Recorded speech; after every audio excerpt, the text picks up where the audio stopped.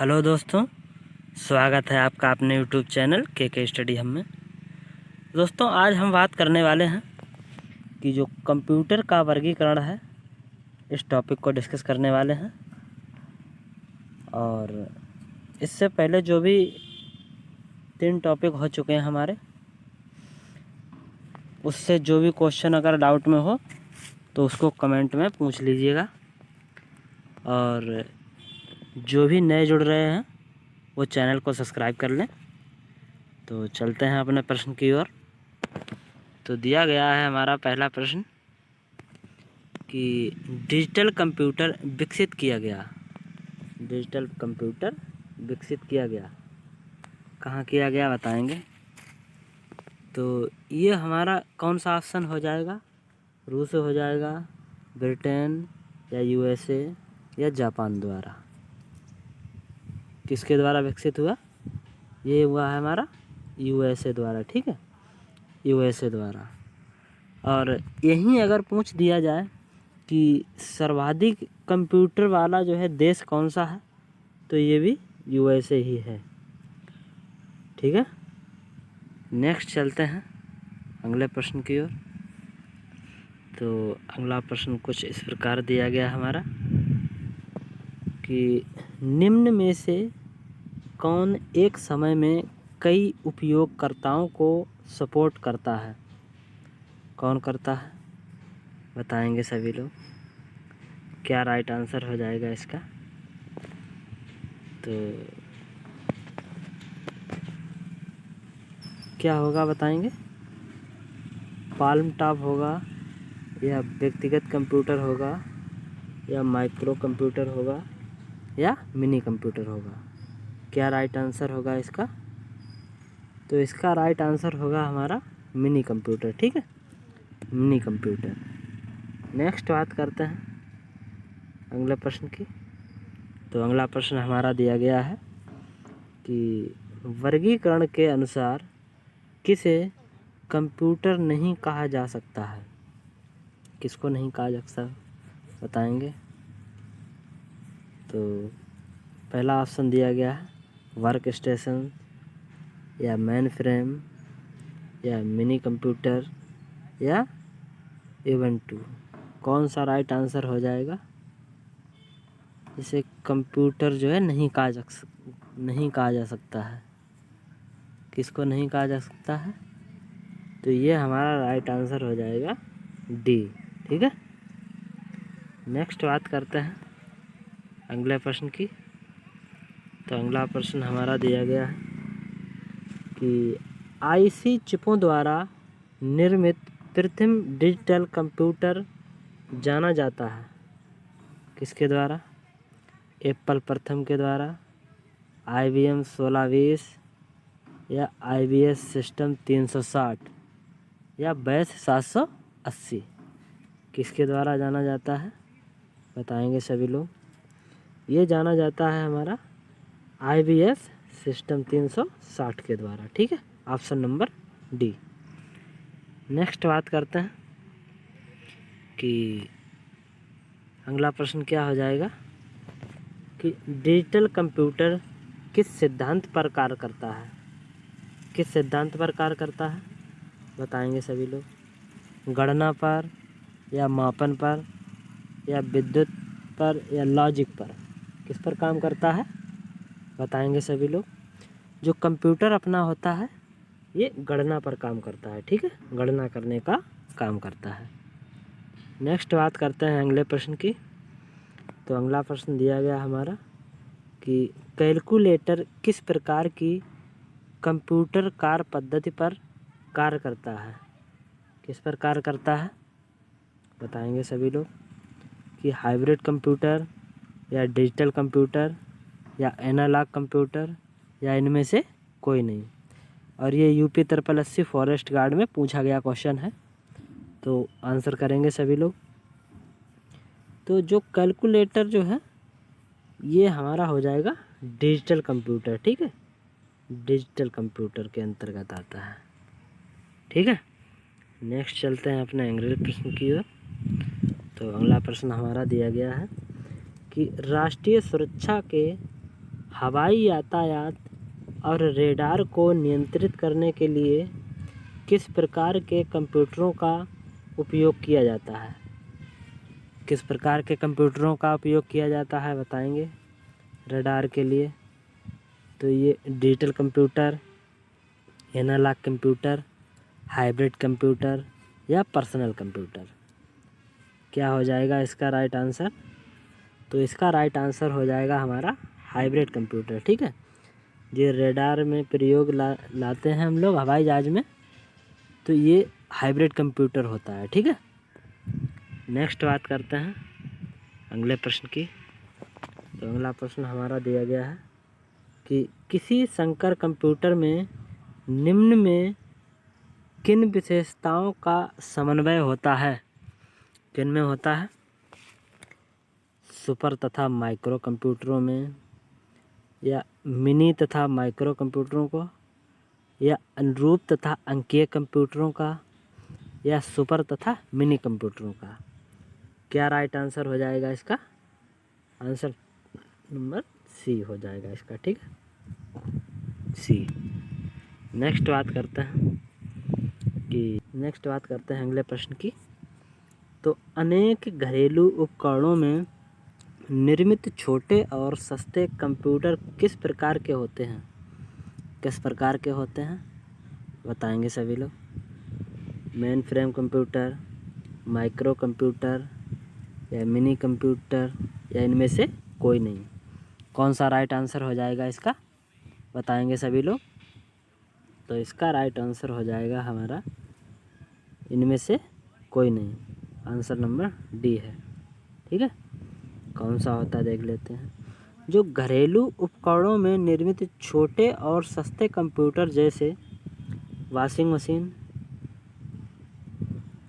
Dishwasher आदि के जो कंप्यूटर का प्रयोग होता है, इलेक्ट्रिकल एवं फिजिकल दोनों रूप के साथ साथ कार्य करता है। ठीक है, नेक्स्ट अगले प्रश्न की बात करते हैं कि कार में लगा हुआ गति मापक यंत्र निरूपित करता है। क्या निरूपित करता है? Analog computer, hybrid computer, digital computer, इनमें से कोई नहीं। क्या राइट आंसर हो जाएगा इसका? तो इसका हो जाएगा एनालॉग कंप्यूटर। ठीक है, analog, answer number A. Next चलते हैं अपने अगले प्रश्न की ओर। तो अगला प्रश्न दिया गया हमारा कि निम्नलिखित में से कौन सा कंप्यूटर एनालॉग आउटपुट को डिजिटल फॉर्म में परिवर्तित करने से मुख्यतः संबंध है? किसका है? डिजिटल कंप्यूटर का, हाइब्रिड कंप्यूटर का, एनालॉग कंप्यूटर का, मेन फ्रेम कंप्यूटर का। किसका हो जाएगा बताएंगे सभी लोग? क्या राइट आंसर हो जाएगा इसका? तो इसका राइट आंसर हो जाएगा हमारा कि एनालॉग कंप्यूटर। ठीक है, एनालॉग, आंसर नंबर बी। ठीक है, और ये UP triple S C lower में पीसीएस में पूछा गया क्वेश्चन है। नेक्स्ट बात करते हैं अगले प्रश्न की। तो अगला प्रश्न हमारा दिया गया है कि मेमोरी आकार और प्रदर्शन के आधार पर किस प्रकार के कंप्यूटर बिग आयरन के रूप में जाना जाता है? बिग आयरन के रूप में जाना जाता है। किसको जाना जाता है? माइक्रो कंप्यूटर को, मिनी कंप्यूटर को, मेन फ्रेम कंप्यूटर को, या सुपर कंप्यूटर को? किसको बोलेंगे? तो इसका राइट आंसर हो जाएगा मेन फ्रेम कंप्यूटर। ठीक है, आंसर नंबर सी। नेक्स्ट बात करते हैं अगले प्रश्न की। तो अगला प्रश्न दिया गया हमारा कि सबसे पहला मिनी कंप्यूटर था, कौन सा था? PDP-8 या यूनिसेक या एनिएक या एडवेक? ठीक है, कौन सा था सबसे पहले? सबसे पहले था हमारा PDP-8। ठीक है, आंसर नंबर ए, जो कि 1958 में बना था।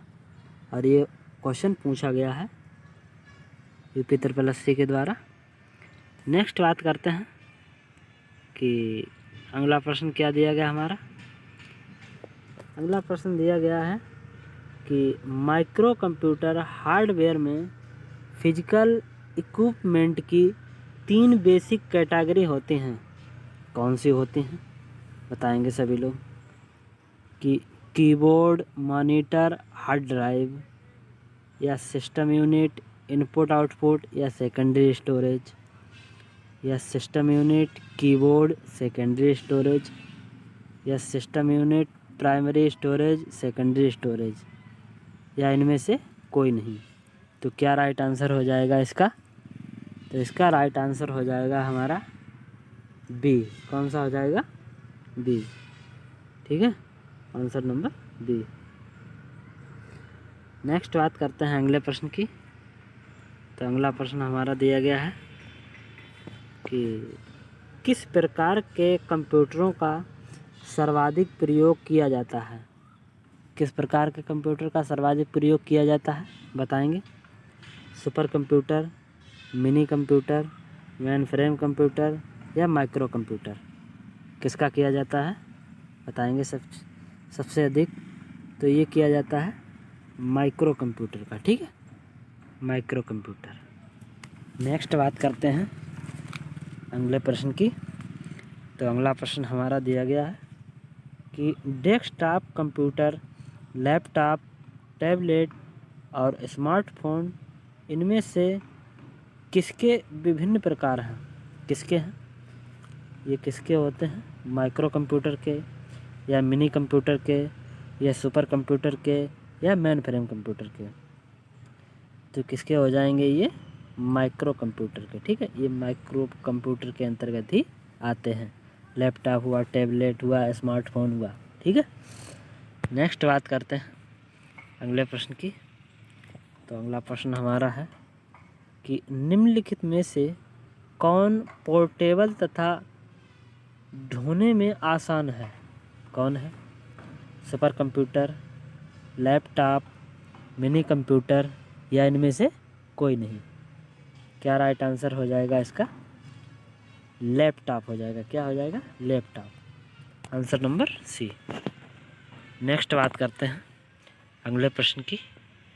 तो अगला प्रश्न हमारा दिया गया है कि निम्नलिखित में से कौन विश्व का पहला लैपटॉप कंप्यूटर बाजार में लाया? कौन लाया बताएंगे? हेवलेट पैकार्ड, या इप्सन, या लैपिंग्स, या माइक्रोसॉफ्ट? किसके द्वारा लाया गया? ये इप्सन के द्वारा। ठीक है, आंसर नंबर बी। इप्सन के द्वारा बाजार में लाया गया था। नेक्स्ट बात करते हैं अगले प्रश्न की।